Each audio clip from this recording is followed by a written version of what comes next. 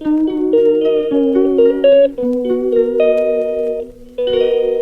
ভিডিওটা তোমাদের সাথে শেয়ার করতে করতে এতটা লেট হয়ে যাবে, ভিডিওগুলো যখন করি তখন একদমই ভাবিনি। এর আগের ভিডিওতে তোমাদের সাথে বলেই ছিলাম যে আমার শরীরটা ভালো না, তাই মায়ের কাছে এসেছি ডাক্তার দেখাতে যাব বলে। তো পরের দিনকে ডাক্তার দেখাতে গেছিলাম। তো ঘুম থেকে উঠেই দেখো এই যে আগে গরম জল খেয়ে ফ্রেশ হয়ে নিচ্ছিলাম ডাক্তার দেখাতে যাব বলে। তো আগে উঠে স্নান করে নিয়েছিলাম, এত প্রচণ্ড গরম যে সারা রাত ঠিকভাবে ঘুমোতে পারিনি। এখন স্নান করে তারপরে ব্রাশ করছে, এই যেখানে তোমাদের দাদাভাইও ফ্রেশ হচ্ছে। তো চলো তোমরা পুরো ব্লগটা দেখতে থাকো। ব্লগটা দিতে দিতে তোমাদের সাথে অনেকটাই লেট হয়ে গেল, কিন্তু ভাবলাম যখন জমে আছে তাহলে তখন শেয়ার করেই দিই তোমাদের সাথে। তো মা ব্রেকফাস্টে আজকে বানিয়েছিল পরোটা আর আলুর তরকারি, আর এখানে এখন মাছ ভাজছে। দেখো দুপুরে রান্না বান্নাও শুরু করে দিয়েছে, যেহেতু আমরা খাওয়া দাওয়া করে পরে বিকালে আবার বাড়ি চলে যাব তাই জন্য। আর এখানে দেখো তোমার দাদাভাই শুয়ে শুয়ে ফোন দেখছে। আমি কখন থেকে বলছি উঠে রেডি হওয়ার জন্য, যে লেট হয়ে যাচ্ছে ডাক্তারের কাছে যাবো। এই যে আমি কিন্তু রেডি হয়ে গেছি, আর ও বলছে আর 10 মিনিট, আর 10 মিনিট এরকম করছে, বলছে এখনো ডাক্তার আসেনি, এই করে লেট করছিল। তো ডাক্তারখানায় এসে বসে রয়েছি, অবশ্যই ম্যাডাম এখনো আসেনি।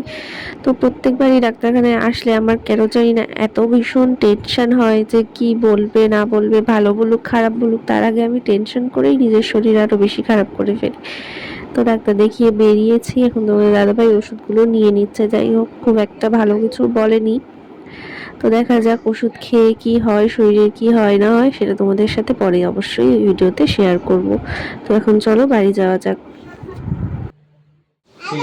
মনে হচ্ছে গ্যাসের থেকে হচ্ছে, যাই হোক ওষুধ দিয়েছি, সপ্তাহে খেলে আশা করি কমে যাবে। আর নাহলে আবার ইয়ে দিল, রক্ত পরীক্ষা দিয়েছে, যদি না কমে রক্ত পরীক্ষা দিয়েছে, ইউজি করতে দিয়েছে, যে গল্পটা দেখবে কিছু সেটা দেখবে, বুঝেছো? আমি বললাম ম্যাডাম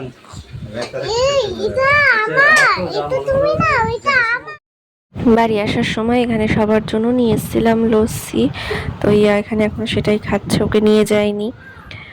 আর এখানে এখন তোমাদের দাদাভাই চিকেন রান্না করছে। তো আমি যাওয়ার আগেই বলছিলাম যে মা সমস্ত কিছু রেডি করে রাখুক, আমরা ডাক্তার দেখিয়ে আসলে তারপরে না আজকে চিকেনটা তুমিই রান্না করো, বাড়িতে তো সময় হয় না, দোকানে যায় তাই জন্য করতে পারি না। তো ঠিক তাই হয়েছে, মায়ের এখানে কিন্তু চিকেন রান্নাটা এখনো হয়নি। এখানে দেখো কষানো হয়ে গেছে, এখানে মা আমাকে 2 পিস দিয়েও দিল কষা মাংস, খেয়ে টেস্ট করে দেখতে কেমন হয়েছে।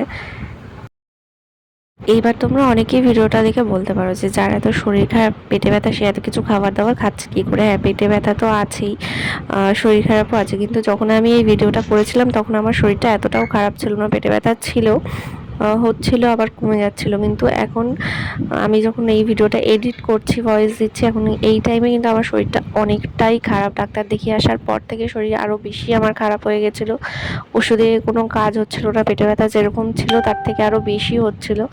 তো সেই জন্য আমি ভিডিওটা কিন্তু এতদিন দিতে পারিনি, তার জন্য এডিট করে দিতে দিতে অনেকটা লেট হয়ে গেল।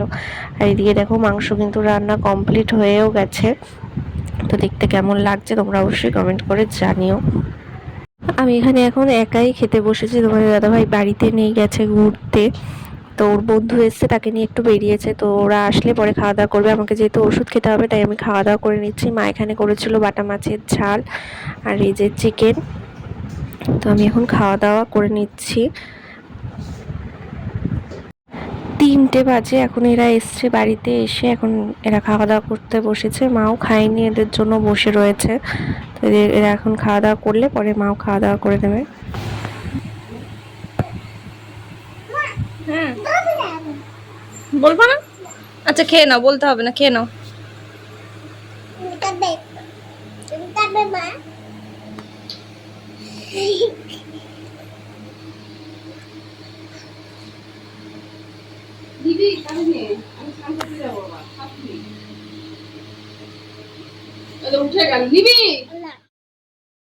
বিকালবেলা একটু বাইরে বেরিয়েছিলাম, দেখি জেঠিদের ঘরের সামনেই দেখো কত করমচা ধরে রয়েছে গাছে। তোমরা কারা কারা এই ফলটা খেয়েছো বা খাও, আর খেতে কেমন লাগে, খেয়ে থাকলে তোমরা অবশ্যই কমেন্ট করে জানিও। আমার তো একদম ভালো লাগে না, টক জাতীয় কোনো ফল খাবার আমার কিন্তু এতটা বেশি ভালো লাগে না খেতে।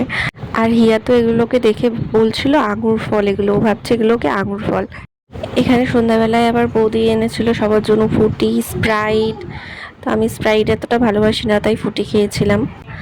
আর এখানে দেখো হিয়ার বার্থডে গিফট পাওয়া এখনো শেষ হয়নি, ওর মাসিমণি ওকে এখানে এই পুতুলটা এনে দিয়েছিল। আর দেখো বৃষ্টি হয়ে বাইরেটার কি অবস্থা, অন্ধকার হয়ে গেছে একদম, কারেন্ট চলে গেছে। ভালোই বৃষ্টি হয়েছে কিন্তু আজকে এখানে। তো তারপরে কারেন্ট আসার পরে এখানে এখন আমরা খাওয়া দাওয়া করতে বসে পড়েছি। মা এখানে রাত্রে আবার করেছিল ডাল, পটল ভাজা, আর তার সাথে চিকেন তো ছিলই। তো চলো আজকের এই ভিডিওটা এখানেই এন্ড করছি। তোমরা সবাই ভালো থেকো, সুস্থ থেকো, আর ভিডিওটা কেমন লাগলো অবশ্যই কমেন্ট করে জানিও। চেষ্টা করবো আরও ভিডিও তোমাদের সাথে খুব তাড়াতাড়ি শেয়ার করা। তো ততক্ষণের জন্য চলো বাই, গুড নাইট।